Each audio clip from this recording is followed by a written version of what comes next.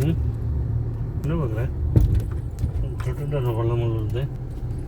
ம் கட்டுட்டோர் என்ன பண்ணுறாங்கப்பா? ம் இங்கே ஒரு வண்டி வருது.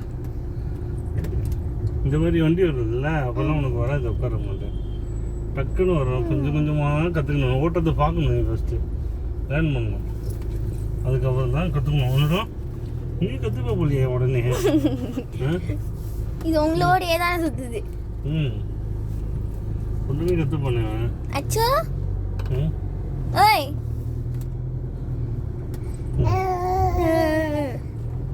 ஒரு ரவுண்ட் அடிச்சுட்டானே. இப்போ அவனை நல்லா முடிஞ்சு வந்துடும்.